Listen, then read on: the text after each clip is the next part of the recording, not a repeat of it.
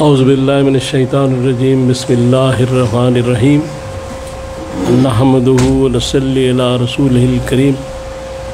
انتہائی قابل احترام سامعین و حاضرین، مجھ سے اچھے لوگوں، السلام علیکم ورحمۃ اللہ وبرکاتہ۔ درود پاک پڑھ لیں۔ اللہم صلی اللہ علیہ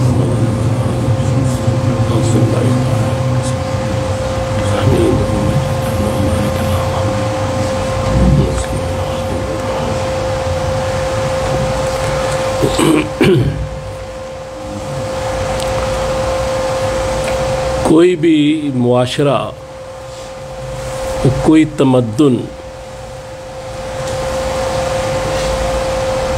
اس کی جو بنیاد ہے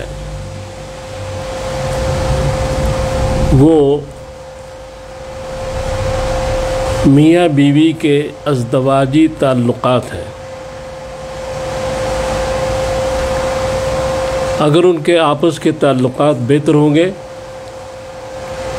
اولاد کی تربیت ٹھیک ہوگی، اولاد اگر اچھی تربیت پائے گی تو اچھا شہری بنے گی، اچھا انسان بنے گی، اس سے پھر ایک بہترین معاشرہ جو ہے وہ وجود میں آئے گا۔ اگر میاں بیوی کی چپکلش ہی چلتی رہے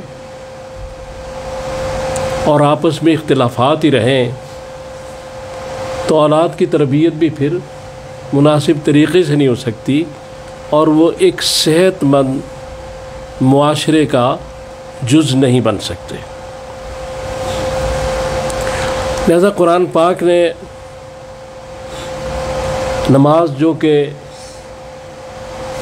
بنیادی ستون ہے اسلام کا، اور اس کو جو چھوڑ دے وہ مسلمان ہی نہیں رہتا، اور غالباً 70 کے آس پاس اس کا ذکر قرآن پاک میں کیا گیا، لیکن اس کی جزئیات جو ہیں، اس کی ڈیٹیل جو ہیں، وہ رسول اللہ صلی اللہ علیہ وسلم چھوڑ دی کہ رکوع کیسے کرنا ہے، اس میں پڑھنا کیا ہے، سجدہ کیسے کرنا ہے، قیام میں کیا پڑھنا ہے، یہ قرآن نے ان کا ذکر نہیں کیا، حالانکہ بہت بڑا رکن ہے دین کا۔ لیکن جہاں میاں بیوی کے تعلقات کی بات آئی تو قرآن نے اس کی ڈیٹیلز میں باتیں کی، جزئیات میں قرآن گیا۔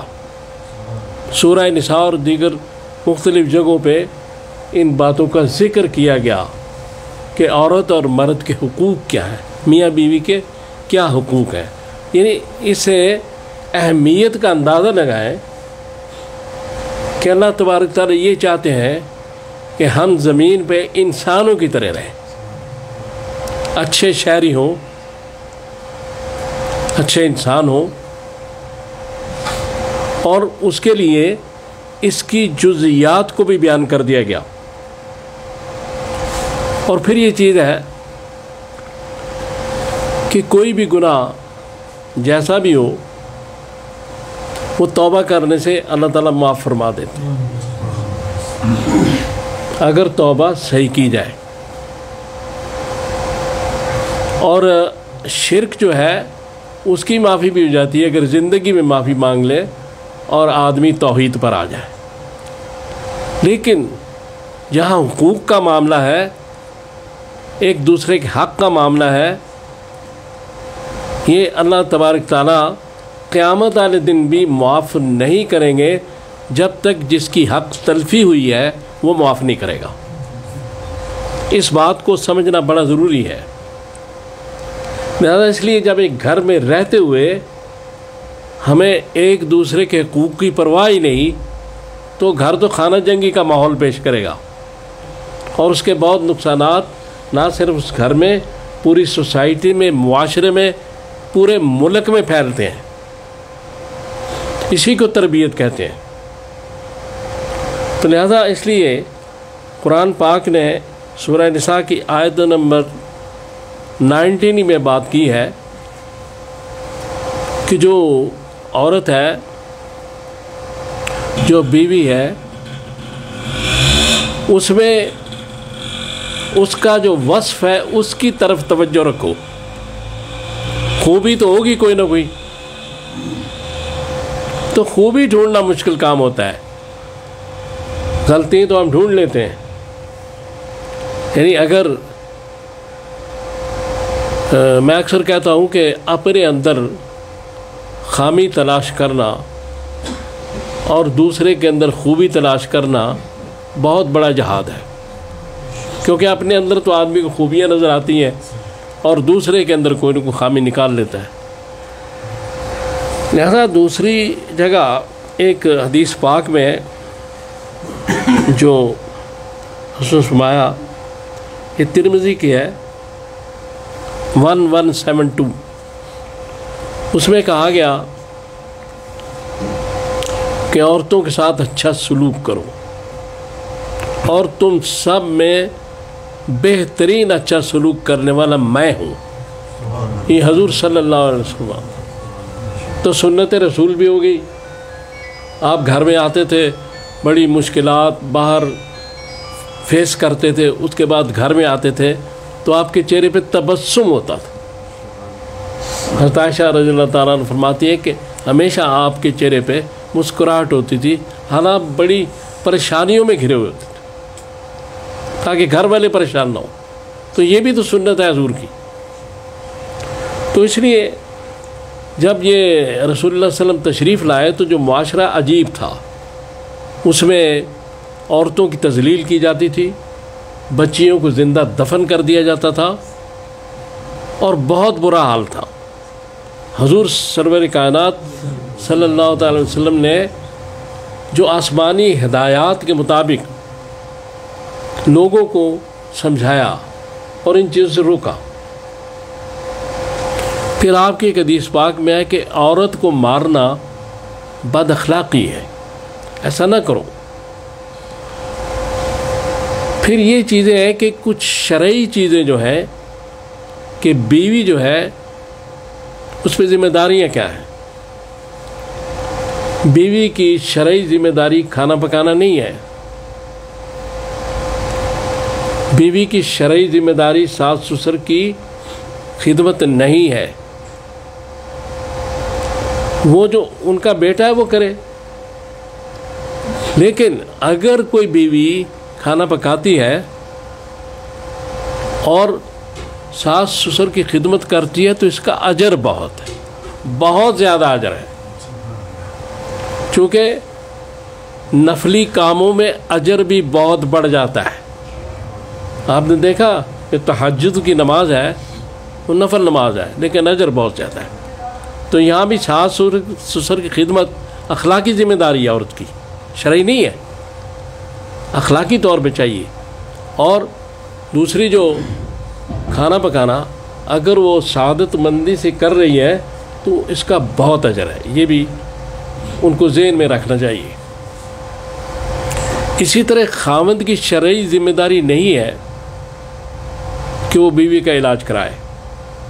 بیوی بیمار ہو تو یہ بھی اخلاقی اس کا فرض ہے کہ اس کی نگہداشت کرے، اس کا علاج کرائے. جو فقہاء نے یہ حدود مقرر کی ہیں وہ بیان کر رہا ہوں.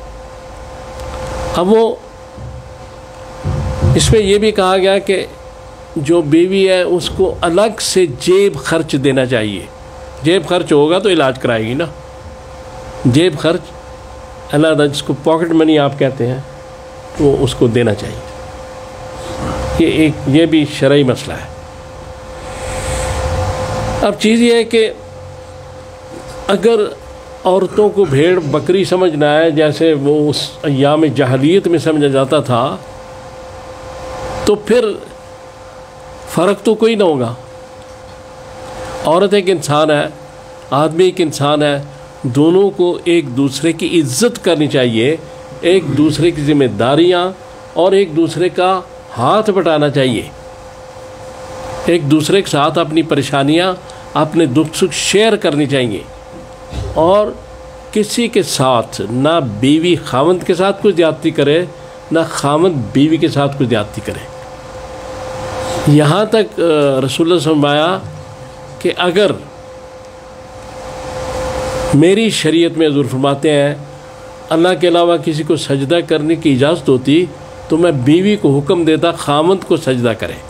یعنی خامند کا مقام کیا ہے, عزت کیا ہے.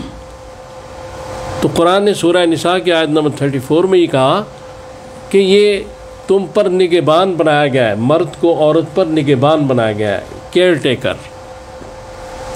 ٹیکر ہے مرد, نگہبان ہے, اس کی نگہداشت کرتا ہے, حاکم نہیں ہے. آقا اور کنیز کا تصور یہ نہیں ہے, دوستی کا تصور ہے. میاں بیوی میں یہ دو دلوں کا تعلق ہوتا ہے. میاں بیوی میں جو تعلق ہے وہ دوستی کا ہونا چاہیے. جب وہ تعلق ہوگا تو پھر وہ گھر جنت بنے گا, اس کی مثال بن جائے گا. اور پھر وہاں سے جو تربیت ہوگی اولاد کی, پھر وہ ایک فلاحی معاشرے کا بہت اہم عنصر بنیں گے. تو اس لیے گزارش صرف یہ ہے کہ نہ تو خامند بیوی کے ساتھ زیادتی کرے, نہ بیوی خامند کے ساتھ زیادتی کرے. دونوں طرف معاملہ برابر ہونا چاہیے. دونوں انسان ہیں, لیکن آدمی کو تھوڑا سا یہ حق ہے کہ وہ چونکہ کیئر ٹیکر بنا دیا گیا ہے, اس لیے اس کا ذرا اوپر رکھا گیا اس کو. جیسے ایک کسی بھی آفس میں فرسٹ نمبر پہ ہوتا ہے آدمی, ایک سیکنڈ نمبر پہ ہوتا ہے. انسان تو دونوں ہوتے ہیں, تو انسان کی حیثیت سے برابر ہے, لیکن معاملات کی حیثیت سے تھوڑا سا معاملہ اس طرح ہے. تو میں بڑی احتیاط کے ساتھ گفتگو کر رہا ہوں, کیونکہ میں نہیں چاہتا کہ خواتین مجھ سے ناراض ہوں, اور میں نہیں چاہتا کہ شوہر مجھ سے ناراض ہوں. لیکن ایک بات جو میں یہ گزارش کرنا چاہتا ہوں وہ صرف یہ ہے کہ ہمیں رسول اللہ صلی اللہ علیہ وسلم جو ہمارے لیے مینارہ نور ہیں, نور ہدایت ہے, ان کی طرف دیکھنا چاہیے. جس طرح آپ نے اپنی بیوی بچوں کے ساتھ زندگی گزاری ہے اس طرح ہونا چاہیے, اس طرح ہمیں رہنا چاہیے. بیوی کے ساتھ ہنسی مذاق کرنا کوئی ایسی بات نہیں کہ شوہر کا روب ختم ہو جائے گا, ایسی بات نہیں. رسول اللہ صلی اللہ علیہ وسلم نے ایک دفعہ حضرت عائشہ سے کہا, وہ ایسی جگہ تھی کہ جہاں پردہ بھی تھا, تو آپ نے کہا دوڑ لگائیں گی آپ میرے ساتھ؟ ٹھیک ہے. تو حضرت عائشہ اور حضور نے دوڑ لگائی اور رسول اللہ صلی اللہ علیہ وسلم آگے نکل گئے, حضرت عائشہ آگے نکل گئیں. اس کے بعد کافی عرصہ گزر گیا تو دوبارہ موقع آیا تو حضور نے کہا آج بھی ایسا موقع ہے, جگہ بھی سنسان ہے, تو پردے کا معاملہ بھی ایسا نہیں, تو چلو دوڑ لگاتے ہیں. تو پھر دوڑ لگائی تو حضور جیت گئے, چونکہ عائشہ رضی اللہ تعالیٰ عنہ کا ذرا جسم وہ بڑھ گیا تھا اور ان کا فربہ ہو گئی تھی. تو یہ وہ رسول اللہ صلی اللہ علیہ وسلم ہے جو امام الانبیاء ہیں, جن کے پاس کائناتوں کے بہت سے اختیارات اللہ تعالیٰ نے دیے ہیں, جن کا مقام ہی بہت اونچا ہے, لیکن وہ اپنی بیوی کے ساتھ کس طرح ایک انسان ہونے کے ناطے سے کیسا سلوک کر رہے ہیں.